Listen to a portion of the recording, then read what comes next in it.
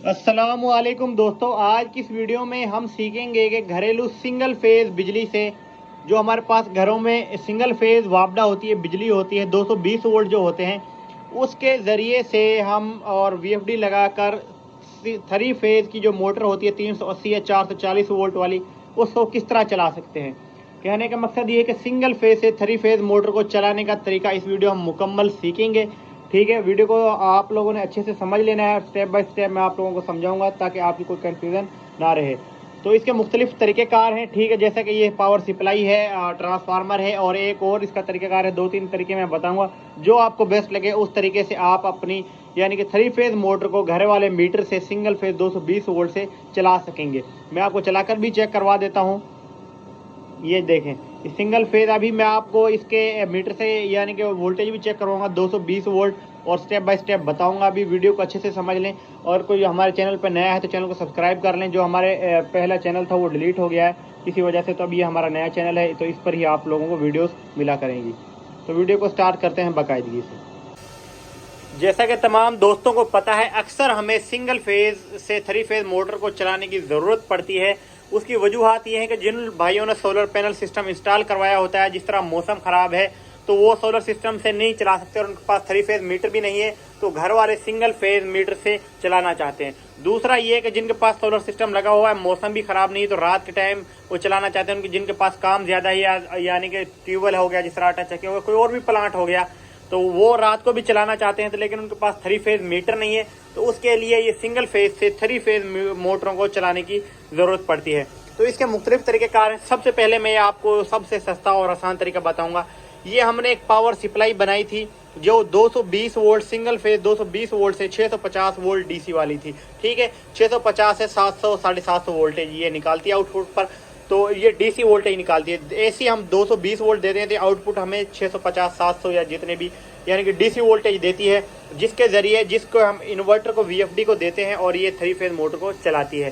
ठीक है, इसके अलावा ट्रांसफार्मर की भी वीडियोस थी मेरे पहले चैनल पर, जिसमें यानी कि हम ये ट्रांसफार्मर का काम किया था। मैंने स्टेप अप ट्रांसफार्मर बनवाए थे जो सिंगल फेज 220 वोल्ट को आउटपुट 440 या 380 वोल्टेज में कन्वर्ट करते थे। तो जो 380 या 440 वोल्ट होते थे वो हम वीएफडी को देते थे, तो हमारी यानी कि रिक्वायरमेंट पूरी होती थी। थ्री फेज मोटर फिर भी चल जाती थी घर वाले मीटर पर। तीसरे नंबर पर ऐसे इन्वर्टर अवेलेबल है मार्केट के अंदर, वैसे हर जगह पर तो नहीं होते, बहुत ही यानी कि कम जगहों पर वो मिलते हैं, यानी कि जो सिंगल फेज से डायरेक्ट थ्री फेज उनके अंदर उसकी एप्लीकेशन इस तरह से होती है कि उनको आप डायरेक्ट किसी भी सप्लाई लगाने की ज़रूरत नहीं है, कोई ट्रांसफार्मर लगाने की ज़रूरत नहीं है। उसमें आप डायरेक्ट 220 वोल्ट देंगे तो आउटपुट पर वो आपको यानी कि 380 या 440 वोल्ट देगा और मोटर को आपको थ्री फेज को चलाएगा। तो अभी मैं आपको सबसे पहले सप्लाई की मदद से मैं आपको चलाकर चेक करवाता हूँ, और मीटर की मदद से मैं पहले आपको कनेक्शन करने से पहले मैं आपको इसके वोल्टेज चेक करवा देता हूँ। इनपुट पर मैं आपको वोल्टेज चेक करवाता हूँ। ये हमारे पास डिजिटल मल्टीमीटर है, इसको मैं एसी पर सेलेक्ट कर लेता हूँ। इसी वोल्टेज पर 237-36 वोल्टेज आ रहे हैं मेरे पास। ठीक है, यहाँ पर इस वोल्टेज थोड़े से ज़्यादा है, 220 से वैसे 240-50 तक वोल्टेज का कोई मसला नहीं है, लेकिन आम रूटीन में गांव देहात इलाकों में और ये शहरों में जहाँ पर बिजली का इस्तेमाल ज़्यादा है वहाँ पर 220 वोल्ट ही होते हैं। तो इस वक्त मेरे पास 236 वोल्ट है। तो अभी इसके मैं आउटपुट पर आपको चेक करवाता हूँ। ठीक है, ये सिंगल फेज है 220 वोल्ट। आउटपुट पर अब ये सप्लाई को मिले 220 वोल्ट आउटपुट, तो यानी कि इनपुट। तो अभी आउटपुट पर ये डीसी वोल्टेज निकाल के दे रही है, वो भी हम चेक कर लेते हैं। पहले हम इसको डीसी पर सेलेक्ट कर लेते हैं। ये मीटर जो इलेक्ट्रिशियन है या जो सोलर का काम करते हैं उनको तो पता होगा इसके इस्तेमाल करने का तरीक़ेकार, जिनको नहीं भी पता तो उनके लिए भी इंशाल्लाह ताला इसकी मैं अलग वीडियो बना दूंगा जो काम सीखना चाहते हैं। तो इसको हम डीसी पर यहाँ से ही इसको सेलेक्ट करें तो ये डीसी वोल्टेज बताता है। तो यहाँ पर हम डीसी वोल्टेज इसके चेक कर लेते हैं, पॉजिटिव को पॉजिटिव पर और नेगेटिव को नेगेटिव पर। ये दे रहा है 710 वोल्टेज। ये 220 से इसने निकालने होते हैं 650 वोल्ट, तो ये अभी लेकिन हमारे पास 236 वोल्ट थे, तो यहाँ इसलिए ये 708 यानी कि 700 से अबव ही यानी कि वोल्टेज निकाल रहा है आउटपुट पर। अभी हमारा ब्रेकर ऑफ है, तो अभी इसका सबसे पहले इससे मैं आपको चला कर दूंगा, यानी कि समझ तो आ गई होगी। इनपुट पर हमने इसको दिए 220 वोल्टेज और ये सप्लाई में गए 220 वोल्ट, और सप्लाई ने आउटपुट पर अपने सर्किट की मदद से 600 से ऊपर यानी कि 700 वोल्टेज डीसी हमें यानी कि आउटपुट पर दिए। अब इस ब्रेकर में यानी कि 700 वोल्ट डीसी आ रहे हैं, तो हम इनको सोलर का हमारे पास कनेक्शन नहीं है, तो सोलर की जगह पर हम इन्हीं को इसकी आउटपुट इस सप्लाई की जो डीसी है इसको वीएफडी को हम दे देंगे। इसके हम पहले कनेक्शन कर लेते हैं। पॉजिटिव को पॉजिटिव पर लगाएंगे और नेगेटिव को नेगेटिव पर। हर यानी कि इंस्टॉलर होते हैं उनको तो पता ही होगा कि जो हर इन्वर्टर के अंदर पॉजिटिव का भी साइन होता है और नेगेटिव का भी, यानी कि पॉजिटिव और नेगेटिव टर्मिनल होते हैं। और यानी कि जो सोलर की हो चाहे सप्लाई की वायर हो, जिनके पास सप्लाई है मैंने यानी कि भेजी है, वो यानी कि उनको भी चाहिए कि पॉजिटिव को पॉजिटिव पर ही लगाएं और नेगेटिव को नेगेटिव पर ही। तो इस सप्लाई को हम यानी कि जो पॉजिटिव है रेड वायर, इसको हम पॉजिटिव पर लगाते हैं। पहले कनेक्शनों को अच्छे से समझ लिया करें पहले। अब ये देखें आप लोग, इसकी जो हमने किया गया है, जो सप्लाई से आउटपुट आ रही है ये यानी कि ये 650 या 700 वोल्टेज डीसी, इसकी जो पॉजिटिव वायर को पॉजिटिव पर लगा दिया और नेगेटिव को नेगेटिव पर लगा दिया।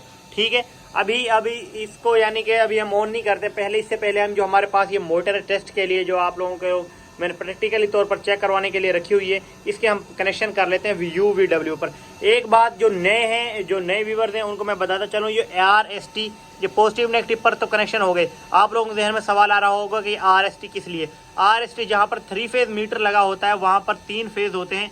इनपुट पर ये इनपुट है, R पर और S और T पर हमने 3 फेज देने होते हैं। ठीक है, उसके बाद UVW जहाँ भी ये सिंबल है, स्टैंडर्ड सिंबल इंटरनेशनल, जहाँ भी UVW होगा इसका मतलब है ये आउटपुट के कनेक्शन है।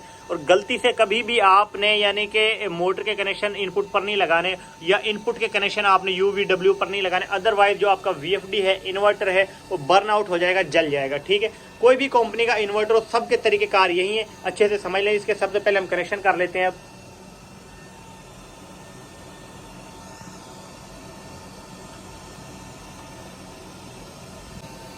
अभी ये हमने इसके कनेक्शन कर लिए हैं, देखें UVW पर।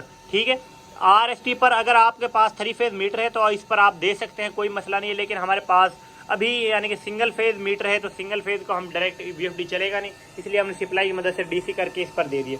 RST को हमने ओपन ही छोड़ दिया, इस पर हमें लगाने की जरूरत नहीं। अब ब्रेकर को हम ऑन कर लेते हैं। ये ब्रेकर को ऑन किया तो इसकी इंडिकेशन ऑन हो गई, इसका मतलब है हमारा VFD अब ऑन हो जाएगा। हमारा VFD ऑन हो गया। जब भी कोई भी VFD होता है, किसी भी कंपनी का हो, ठीक है, किसी भी मॉडल हो, कोई भी कंपनी हो, चाहे सबका एक ही तरीकेकार है। ठीक है, परेशान नहीं होना। अगर किसी चीज़ की फिर भी समझ ना आई हो तो कमेंट करके पूछ लिया करें। हर वीडियो क्लास में मेरा WhatsApp नंबर भी होता है, वहाँ से आप मुझसे हेल्प भी ले सकते हैं।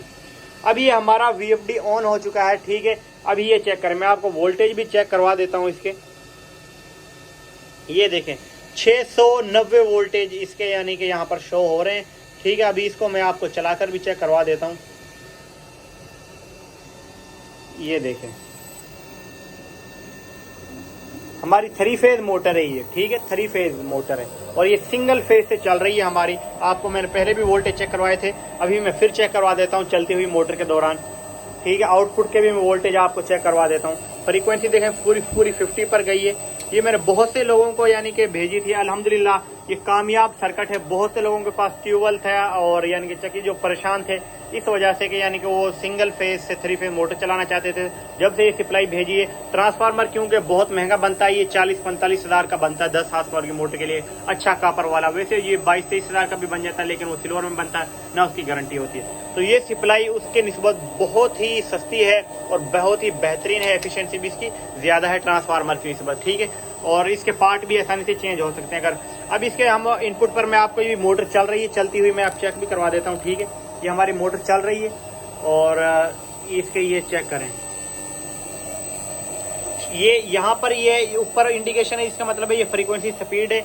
और एक दफा फिर प्रेस करेंगे, ये DC वोल्टेज है इसके 662 और ये आउटपुट 385 वोल्टेज। इसके अंदर क्योंकि मैंने प्रोग्रामिंग पैरामीटर सेट किए हुए हैं, अगर इसकी सेटिंग करने का आपको तरीका नहीं पता तो मेरे चैनल को सब्सक्राइब करके वहां से ऐसी वीडियो भी है जो इसकी जो तमाम जो सेटिंग करनी होती है वो किस तरह करनी होती है, कौन कौन सी सेटिंग चेंज करनी चाहिए, उसमें मैंने मुकम्मल प्रैक्टिकली तौर पर करके दिखाया। वो आप देख लें, इसकी मैंने सेटिंग ऑलरेडी की हुई है। वीडियो लंबी हो जाएगी इसमें, इसलिए मैं नहीं करके चेक करवाऊंगा।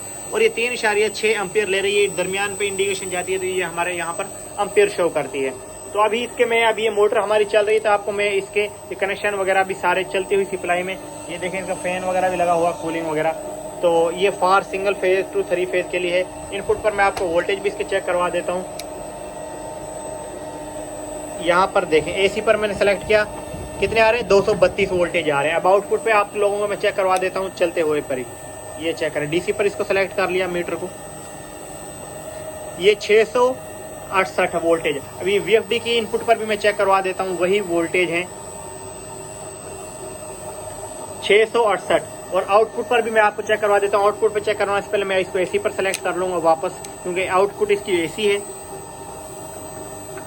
तो ये 300 तकरीबन 66-67 यानी कि 380 वोल्टेज यानी कि शो कर रहा है। इसने अपने यानी कि इसलिए इस निस्बत से इसने कोई 10 वोल्टेज कम निकाले हुए हैं कि जो इसकी जो सिटी है उसके मुताबिक यानी कि जो वो इसका जो मेजरमेंट जो यानी कि वोल्ट मीटर है इसका VFD का, वो 394 वोल्ट बता रहा है। तो उस हिसाब से इसने अपने वोल्टेज कम निकाले हुए हैं, लेकिन रियल में 370 आ रहे हैं। ठीक है, तो ये तरीक़ेकार हैं इसके चलाने के। अभी इससे अब हम चलाएंगे तो इससे हम अगर ट्रांसफार्मर से आपके पास पड़ा हुआ स्टेप अप, तो उसमें ये होगा, आप इनपुट इसको दरमियान से हटा देंगे सप्लाई को, और ये करेंगे कि यानी कि यहाँ इनपुट पर 220 देंगे और आउटपुट ये 380 वोल्टेज डायरेक्ट लाकर R और T पर लगा देंगे। फिर पॉजिटिव नेगेटिव को आप यूज नहीं करेंगे, इससे चला लेंगे। और तीसरा तरीका आप लोगों को मैंने बताया था, VFD ऐसा मिलता है लेकिन वो बहुत महंगा होता है, कॉस्टली होता है। उससे बेहतर तरीका यही है, मेरा मशवरा सबसे सस्ता और बेहतरीन तरीका ये पावर सप्लाई है। अगर किसी को चाहिए तो अगर कोई खरीदना चाहता हो तो आप हमसे यानी कि व्हाट्सएप पर रब्ता कर सकते हैं। हर वीडियो क्लास में मेरा कॉन्टैक्ट नंबर होता है व्हाट्सएप, वहाँ से आप मुझसे रब्ता भी कर सकते हैं।